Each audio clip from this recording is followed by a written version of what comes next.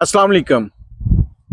अल्लाह ताला हर किसी को अच्छे काम करने और दूसरों तक अच्छी बात पहुंचाने की तौफीक दे। पंजाबी हमारा जो कल्चर है, हमारी मादरी जुबान है, वो पंजाबी है। ਹੁਣ मैं पंजाबी जी ਤੁਹਾਡੇ ਨਾਲ ਗੱਲ ਕਰਾਂਗਾ। ਸਾਡੇ ਪੰਜਾਬ ਦੀ ਧਰਤੀ ਨੇ ਬਹੁਤ ਵੱਡੇ ਵੱਡੇ ਸੂਰਮੇ ਪੈਦਾ ਕੀਤੇ। ਸਾਡੇ ਹਮਸਾਏ ਮੁਲਕ ਦੇ ਵਿੱਚ ਇਹੋ ਜਿਹੇ ਕੁਝ ਚੰਦ ਲੋਕ ਆਏ ਜਿਨ੍ਹਾਂ ਨੇ ਦਹਿਸ਼ਤਗਰਦੀ ਕਲਚਰ ਨੂੰ ਪ੍ਰਮੋਟ ਕੀਤਾ, ਜਿਹਦੇ ਵਿੱਚ ਇੱਕ ਸਰੇ ਫਰਿਸ਼ਤ ਨਾਮ ਜਿਹੜਾ ਨਾ ਉਹ ਸਿੱਧੂ ਮੂਸੇਵਾਲੇ ਦਾ ਆ। ਉਸ ਸ਼ਖਸ ਨੇ ਕੁਝ ਇਹੋ ਜਿਹੇ ਗਾਣੇ ਵੀ ਗਾਏ ਜਿਹੜੇ ਮੁਸਲਮਾਨਾਂ ਨੂੰ ਸੁਣਨ ਤੋਂ ਬਾਅਦ ਇਸ ਸ਼ਖਸ ਨੂੰ ਵੈਸੇ ਹੀ ਬਲੌਕ ਕਰ ਦੇਣਾ ਚਾਹੀਦਾ ਸੀਗਾ। ਤੇ ਮੁਸਲਮਾਨਾਂ ਦੀ ਸੋਚ ਦੇ ਉੱਤੇ ਮੈਂ ਹੈਰਾਨ ਆ ਕਿ ਜਿਹੜੇ ਅੱਜ ਵੀ ਉਹਦੇ ਗਾਣੇ ਸਟੇਟਸ ਤੇ ਲਾ ਕੇ ਤੇ ਉਹਨਾਂ ਨੂੰ ਚਲਾਉਂਦੇ ਆ। ਬਾਅਦ ਚ ਬਹੁਤ ਸਾਰੀਆਂ ਉਹਦੀਆਂ ਉਹ ਆਈਆਂ ਵਜ਼ਾਹਤਾਂ ਕਿ ਇਹ ਨਹੀਂ ਦੇਖੋ, ਮੈਂ ਤੁਹਾਡੇ ਮੂੰਹ ਤੇ ਥੱਪੜ ਮਾਰ ਦੇਵਾਂ ਤੇ ਉਸ ਤੋਂ ਬਾਅਦ ਤੁਸੀਂ ਕੀ ਸੋਚੋਗੇ? ਮੈਂ ਤੁਹਾਡੇ ਕੋਲ ਲੱਖ ਵਾਰੀ ਮਾਫੀ ਮੰਗ ਲਵਾਂ, ਲੇਕਿਨ ਉਹ ਥੱਪੜ ਦਾ ਨਿਸ਼ਾਨ ਸਾਰੀ ਜ਼ਿੰਦਗੀ ਨਹੀਂ ਮਿਟੇਗਾ, ਉਹ ਤੁਹਾਡੀ ਰੂਹ ਤੇ ਲੱਗ ਜਾਣਾ।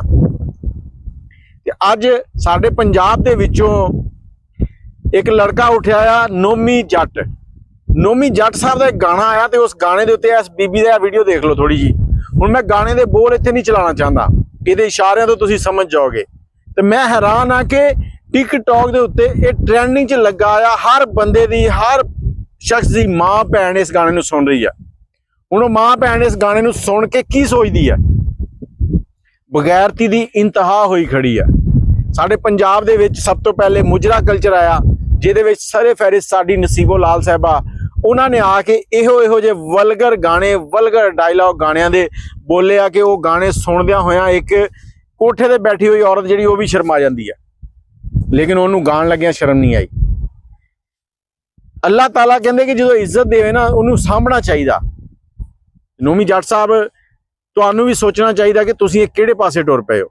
ਮੰਨਿਆ ਕਿ ਤੁਸੀਂ ਇੱਕ ਅੱਛੀ ਆਵਾਜ਼ ਰੱਖਦੇ ਹੋ, ਲੇਕਿਨ ਅੱਛੀ ਆਵਾਜ਼ ਦੇ ਨਾਲ ਇਹ ਮਤਲਬ ਤਾਂ ਨਹੀਂ ਕਿ ਤੁਸੀਂ ਇਹੋ ਜਿਹੇ ਗੰਦੇ ਬੇਹੂਦਾ ਗਾਣੇ ਗਾਣ ਲੱਗ ਪਾਓ। ਨੋਮੀ ਜੱਟ ਸਾਹਿਬ, ਹੁਣ ਕੀ ਪਤਾ ਸਵੇਰੇ ਤੁਸੀਂ ਕਹਿ ਦਿਓ ਮੇਰੇ ਅੱਬੇ, ਲੋਕਾਂ ਇਹਦੇ ਤੇ ਵੀ ਬੜੀ ਵਾਹ ਕਰਨੀ ਆ, ਸਮਝਿਓ ਕਿ ਨਹੀਂ? ਗੁੱਸਾ ਤੁਹਾਨੂੰ ਲੱਗਣਾ ਮੇਰੀਆਂ ਗੱਲਾਂ ਦਾ, ਲੇਕਿਨ ਇਹ ਜ਼ਰਾ ਸੋਚ ਲਓ ਕਿ ਇਹ ਗਾਣੇ ਹਰ ਘਰ ਦੇ ਵਿੱਚ ਚੱਲ ਰਹੇ ਆ। ਹਰ ਘਰ ਦੇ ਵਿੱਚ ਮਾਂ ਭੈਣ, ਬਹੂ, ਬੇਟੀ ਸਾਰੀਆਂ ਰਹਿੰਦੀਆਂ ਵਾ।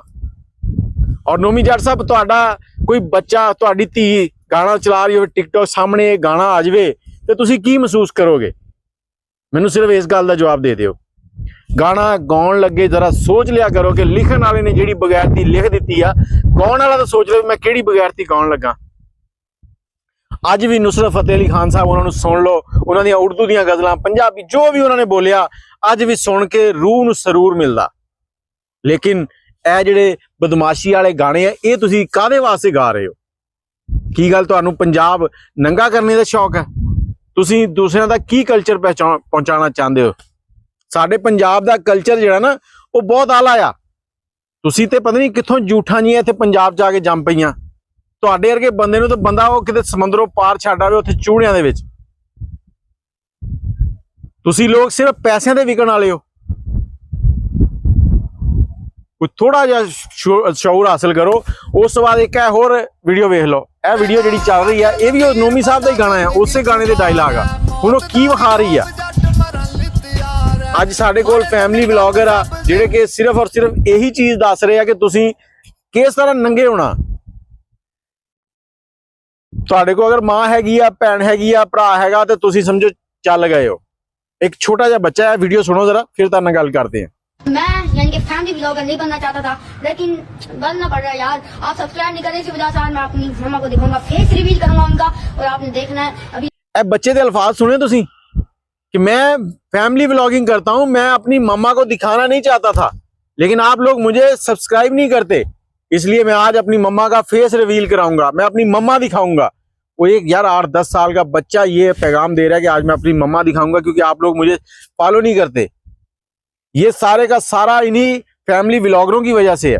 और ये जितने भी फैमिली व्लॉगर इस वक्त टॉप पे हैं, ये सारे माँ बहनें दिखा के आए हैं, और इसी तरह के गंदे वल्गर गानों के ऊपर ये लोग डांस करते हैं, रक्स करते हैं और आ जाते हैं सामने। अब ये जो लड़की मैंने आपको दिखाई है, वो जो ऐसे ऐसे करके सारा कुछ दिखा रही है, ये क्या कर रही है?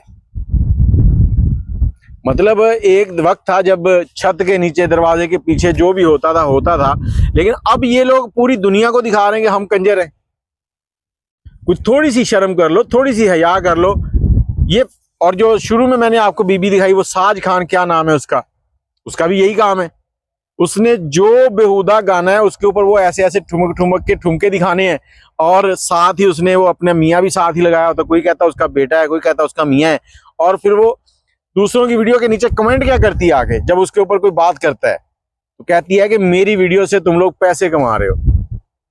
बगैरत औरत, तुम्हें शर्म आनी चाहिए कि तुम एक मुसलमान हो और इस तरह के काम कर रही हो। मतलब क्या दिखाना चाह रहे हो तुम लोग। फिर ये लोग कहते हैं कि हमारे पास तो पैसों की कमी नहीं, हमें पैसा नहीं चाहिए। और पैसा नहीं चाहिए तो और क्या चाहिए, इज्जत बेच रहे हो, पैसे के लिए बेच रहे हो ना, और ज्यादा पैसा आए। और एक भाई साहब की वीडियो थी जिसमें वो कह रहे हैं कि आज ये मैं अपनी फैमिली आपको दिखाता हूँ, मैं अपनी फैमिली के साथ व्लॉग बनाऊंगा, ये मेरी मम्मा है, ये मेरी बहन है, ये मेरी बेगम है, ये मेरी भाभी है। अब किसी को एतराज है तो मुझे कोई हर्ज नहीं, मैं इनको बुरखे के साथ लेके आया हूँ। और भाई बुरखे के साथ क्यों लेके आए हो, कोई शर्म नहीं है। बस बात वही आ जाती है कि आज पंजाब को बिगाड़ने में इन लोगों का सरे फहरिस्त हाथ है। और नोमी जाट साहब, मैं आपको फिर से कहना चाहूंगा कि कुछ खुदा का खौफ करो। आपको इज्जत मिल रही है, इज्जत को इज्जत वाले तरीके से अपनाओ। ये तो पैसा तो कंजरों के पास भी बहुत होता है, इज्जत नहीं होती। बाकी आप लोग क्या राय देते हैं कमेंट में जरूर बताइएगा। मुझे इजाजत दें, अल्लाह हाफिज।